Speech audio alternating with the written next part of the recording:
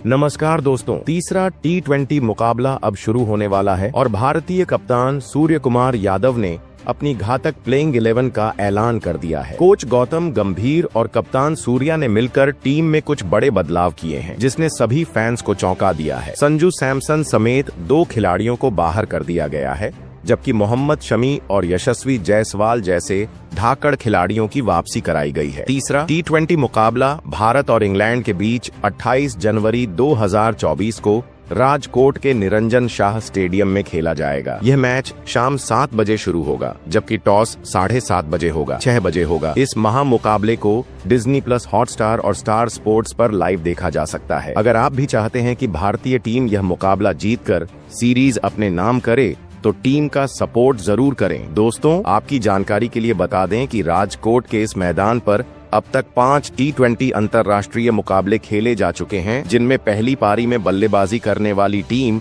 3 बार जीती है, जबकि दूसरी पारी में खेलने वाली टीम 2 बार विजेता रही है। यह मैदान स्पिन गेंदबाजों के लिए मददगार माना जाता है। इसी वजह से कप्तान सूर्य कुमार यादव और BCCI ने तीसरे T20 के लिए प्लेइंग 11 में अतिरिक्त स्पिनर को शामिल करने का फैसला किया है। पिछले मैच में खराब प्रदर्शन करने वाले खिलाड़ियों को बाहर कर उनके स्थान पर युवा और विस्फोटक खिलाड़ियों को मौका दिया गया है। यह बदलाव टीम को मजबूती देने के लिए किया गया है। दोस्तों, तीसरे T20 मुकाबले के लिए भारतीय टीम की प्लेइंग 11 में एक बार फिर संजू सैमसन को मौका दिया गया है। वह इस मैच में न केवल ओपनिंग करेंगे बल्कि विकेट कीपिंग की जिम्मेदारी भी संभालेंगे। कप्तान सूर्य कुमार यादव और कोच गौतम गंभीर ने उनकी हालिया फॉर्म को देखते हुए उन पर अपना भरोसा जताया है। संजू सैमसन भारतीय क्रिकेट के सबसे प्रतिभाशाली बल्लेबाजों में से एक माने जाते हैं और हर बार जब उन्हें मौका मिलता है तो वह अपनी काबिलियत साबित करने की पूरी कोशिश करते हैं। पहले T20 मुकाबले में उन्होंने शुरुआत तो अच्छी की थी, लेकिन वह जल्द ही आउट हो गए थे। हालांकि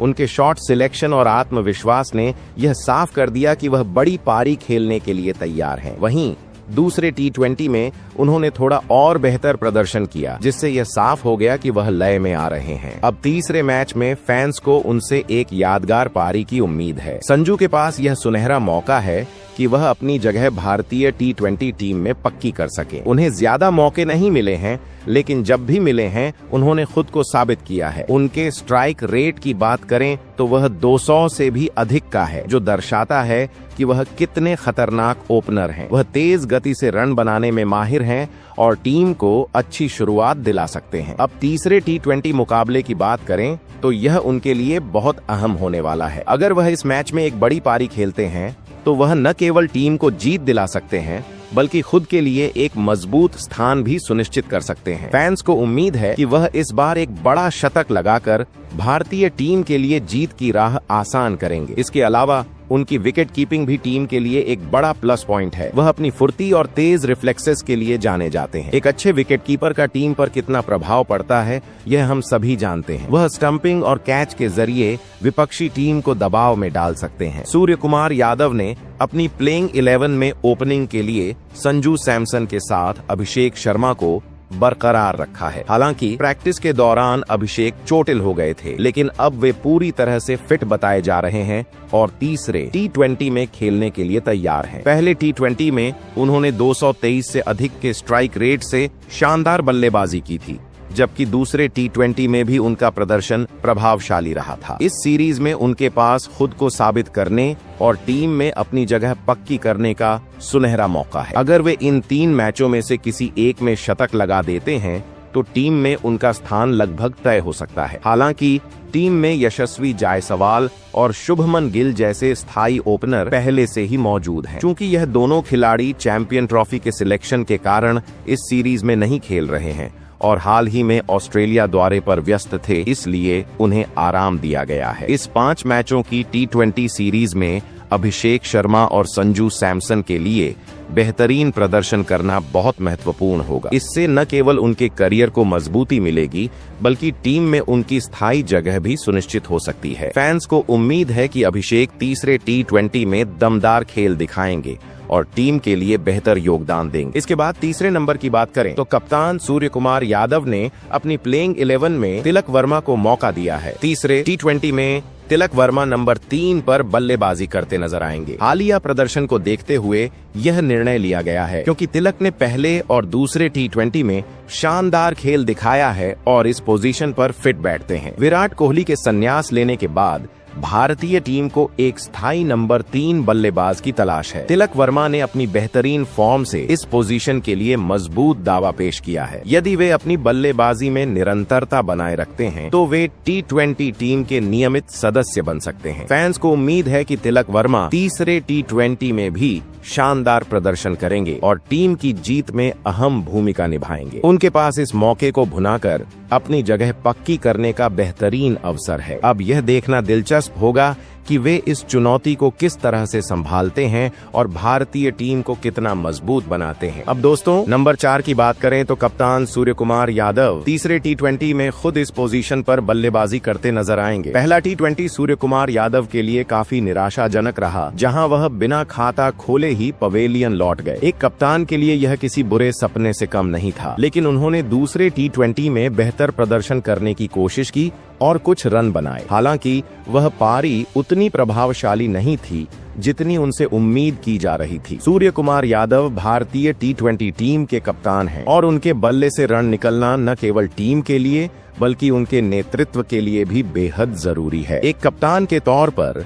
उनका प्रदर्शन पूरी टीम के आत्मविश्वास को प्रभावित करता है। तीसरे T20 में फैंस उनसे बड़ी पारी की उम्मीद कर रहे हैं। अगर वह शतक जमाने में कामयाब होते हैं तो यह न केवल उनके आत्मविश्वास को बढ़ाएगा बल्कि टीम को भी एक मजबूत स्थिति में ले जाएगा। कप्तान के तौर पर उनका प्रदर्शन टीम के लिए मिसाल बनेगा और ऐसे समय में जब टीम को उनकी सबसे ज्यादा जरूरत है, सूर्य कुमार यादव के लिए यह मैच खुद को साबित करने का बेहतरीन मौका है। इसके बाद नंबर 5 पर सूर्य कुमार यादव ने रिंकू सिंह को अपनी प्लेइंग 11 में जगह दी है। रिंकू सिंह, जो घरेलू क्रिकेट और IPL में अपने विस्फोटक अंदाज के लिए जाने जाते हैं, तीसरे T20 में भारतीय मिडिल ऑर्डर को मजबूती प्रदान करने के लिए तैयार हैं। पहले T20 में उन्हें बल्लेबाजी का मौका नहीं मिला था, लेकिन उन्होंने अपनी बेहतरीन फील्डिंग से टीम के लिए योगदान दिया। वहीं दूसरे T20 में उन्होंने बल्लेबाजी की, लेकिन उनका प्रदर्शन औसत रहा। हालांकि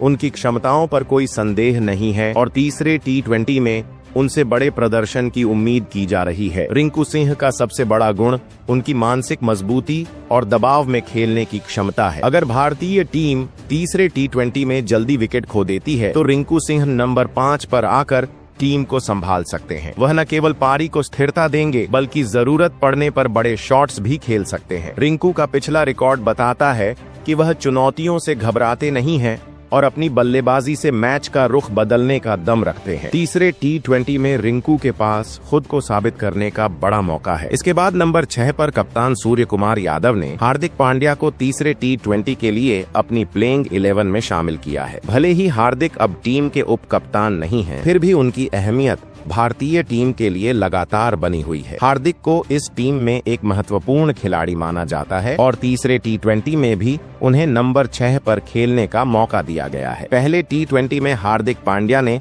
बल्ले और गेंद दोनों से अच्छा प्रदर्शन किया था, जबकि दूसरे T20 में उन्होंने अपनी गेंदबाजी में थोड़ी और सुधार किया और बल्लेबाजी में भी ठीक ठाक प्रदर्शन किया। पहले T20 में हार्दिक पांड्या की गेंदबाजी में थोड़ी कमी दिखी, जहां उन्होंने 4 ओवरों में काफी रन दिए थे, लेकिन दूसरे T20 में उन्होंने अपनी गेंदबाजी में सुधार किया और ज्यादा रन नहीं दिए। इसके साथ ही उनकी बल्लेबाजी भी संतुलित रही। हालांकि वे मैच के रुख को बदलने में सफल नहीं हो पाए। अब तीसरे T20 में उनकी कोशिश यह होगी कि वह अपनी गेंदबाजी और बल्लेबाजी दोनों में और सुधार करे ताकि टीम को एक मजबूत स्थिति में रखा जा सके। फैंस को उम्मीद है कि हार्दिक पांड्या तीसरे T20 में अपनी पूरी क्षमता के साथ खेलेंगे और टीम को जीत दिलाने में महत्वपूर्ण योगदान देंगे। उनकी ऑलराउंड क्षमता भारतीय टीम के लिए बहुत महत्वपूर्ण है, खासकर तब जब मैच में संतुलन बनाने की जरूरत हो। यदि हार्दिक पांड्या अपना सर्वश्रेष्ठ प्रदर्शन करते हैं तो टीम न केवल तीसरे T20 को जीतने में सफल होगी बल्कि सीरीज में भी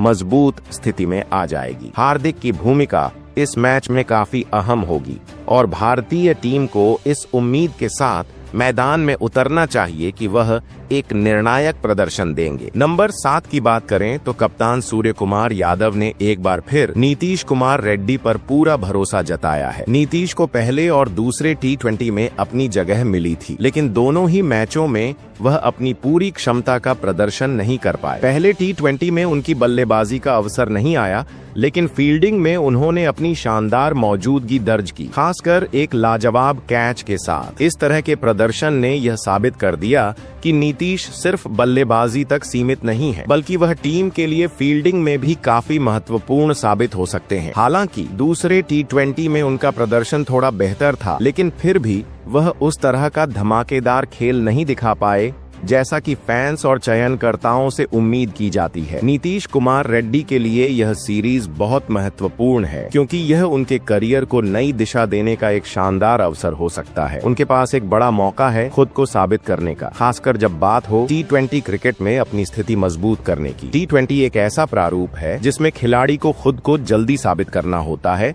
और खेल की गति के हिसाब से कदम रखना होता है। नीतीश कुमार ने पहले ही टेस्ट क्रिकेट में अपनी छाप छोड़ दी है, जहां उन्होंने कई अहम मैचों में अपनी बल्लेबाजी और मानसिक मजबूती से भारतीय टीम की जीत में अहम योगदान दिया। लेकिन अब उनका ध्यान T20 और वनडे क्रिकेट में भी अपनी क्षमताओं को साबित करने पर है। नीतीश के लिए यह सीरीज उस दिशा में एक कदम और आगे बढ़ने का मौका है, जहां वह अपने खेल को और बेहतर कर सकते हैं। यदि वह तीसरे T20 में अपनी बल्लेबाजी में और सुधार करते हुए 200 से अधिक के स्ट्राइक रेट से पारी खेलते हैं, तो वह न केवल खुद को साबित कर पाएंगे, बल्कि चयनकर्ताओं को भी यह दिखा सकेंगे कि वह भविष्य में टीम के अहम सदस्य बन सकते हैं। इससे न केवल उनका आत्मविश्वास बढ़ेगा, बल्कि टीम की जरूरतों के हिसाब से वह एक अहम खिलाड़ी बन सकते हैं, खासकर जब दबाव की स्थिति हो और टीम को किसी ऐसे खिलाड़ी की जरूरत हो जो मैच का रुख बदल सके। यदि नीतीश कुमार रेड्डी अपनी पारी को स्थिरता देने के साथ साथ बड़े शॉट्स खेलते हुए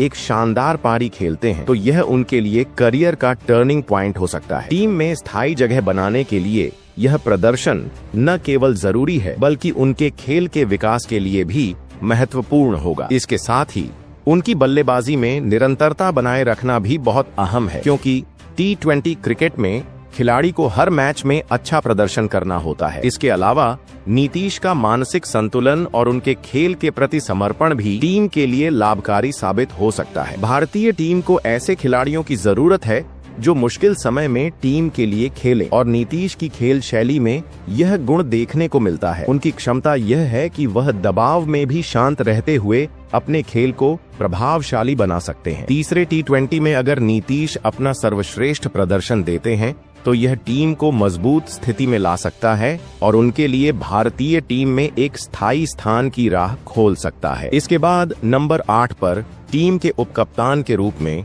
अक्षर पटेल की अहम भूमिका देखने को मिल रही है। अक्षर ने पहले और दूसरे T20 में शानदार प्रदर्शन किया है और इस प्रदर्शन के बाद उनका नाम टीम के उपकप्तान के रूप में भी चर्चा में है। पहले T20 में अक्षर पटेल ने गेंदबाजी में अपना जलवा दिखाया और 2 महत्वपूर्ण विकेट हासिल किए, जो टीम के लिए काफी अहम थे। वहीं दूसरे T20 में भी उन्होंने अपनी गेंदबाजी से छाप छोड़ी और विकेट हासिल करने के साथ साथ रन भी काफी कम खर्च किए, जो एक मैच विजेता के रूप में उनकी काबिलियत को दर्शाता है। अब जब वह टीम के उप कप्तान बन चुके हैं, तो उनके ऊपर और भी बड़ी जिम्मेदारी आ गई है। अक्षर पटेल को यदि कोई चोट नहीं आती है, तो वह बचे हुए तीनों T20 मैचों में खेलते हुए नजर आएंगे और टीम को अपनी उपस्थिति से मजबूती देंगे। उनकी भूमिका अब केवल एक अच्छे ऑलराउंडर की नहीं, बल्कि टीम के उप कप्तान के रूप में भी महत्वपूर्ण होगी। उनके प्रदर्शन से यह साफ हो गया है कि वह टीम के लिए एक स्थिर और भरोसेमंद खिलाड़ी बन चुके हैं। फैंस के लिए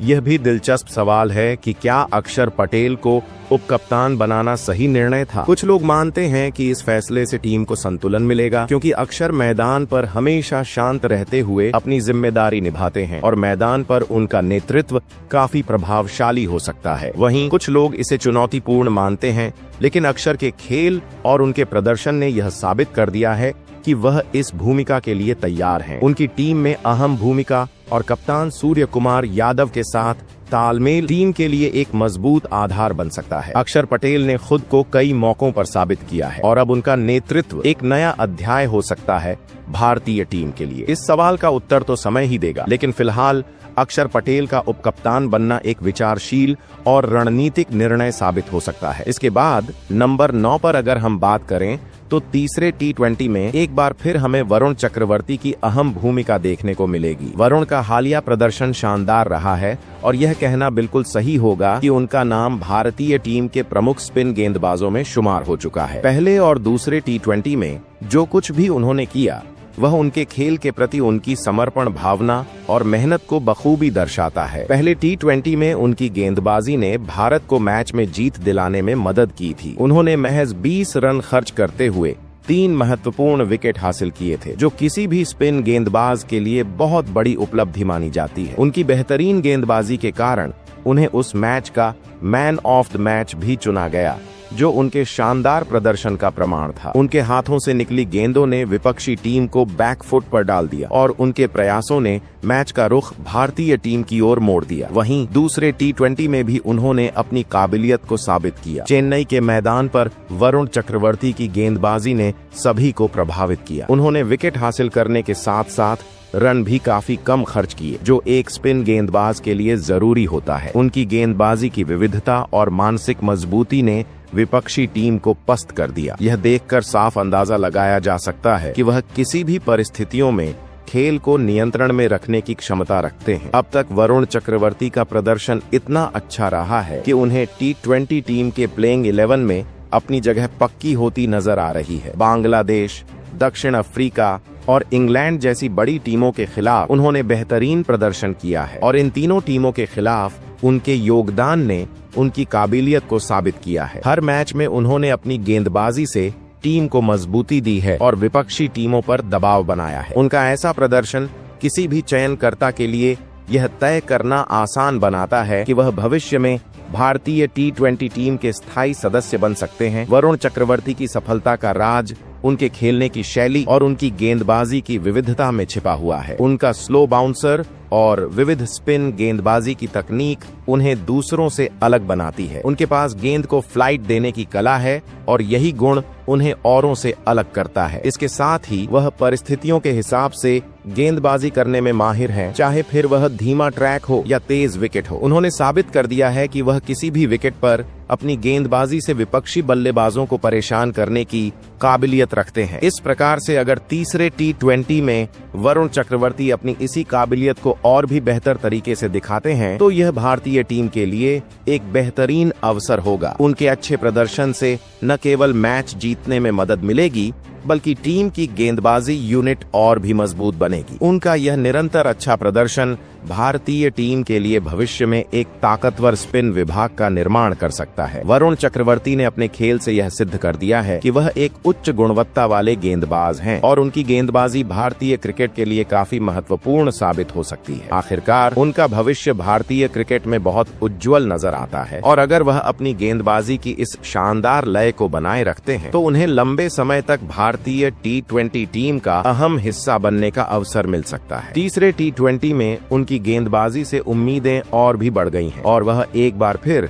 अपने प्रदर्शन से सबको प्रभावित करने के लिए तैयार हैं। इसके बाद 10वें नंबर पर अर्शदीप सिंह को शामिल किया गया है। अर्शदीप ने भारतीय क्रिकेट में अपनी गेंदबाजी के बलबूते एक महत्वपूर्ण स्थान बना लिया है और अब तक T20 क्रिकेट में सबसे ज्यादा विकेट लेने वाले भारत के एकमात्र तेज गेंदबाज बन चुके हैं। उनकी गेंदबाजी की खासियत है उसका न केवल गति बल्कि उस गति में नियंत्रण और सही वक्त पर विकेट हासिल करने की काबिलियत भी। अर्शदीप ने पिछले कुछ सालों में अपनी गेंदबाजी से कई बार टीम इंडिया के लिए मैच जिताए हैं और अपनी छाप छोड़ी है। अर्शदीप की सबसे बड़ी ताकत उनकी सटीक यॉर्कर गेंद और स्लोअर बाउंसर है। ये दोनों ही गेंदें विपक्षी बल्लेबाजों के लिए बेहद कठिन होती हैं। खासकर डेथ ओवरों में जब टीम को विकेटों की जरूरत होती है तो अर्शदीप उस दबाव को बखूबी झेलते हुए अपने कंट्रोल और स्किल्स के साथ गेंदबाजी करते हैं। उन्होंने कई बार ऐसे मौकों पर भारतीय टीम के लिए जीत दिलाने में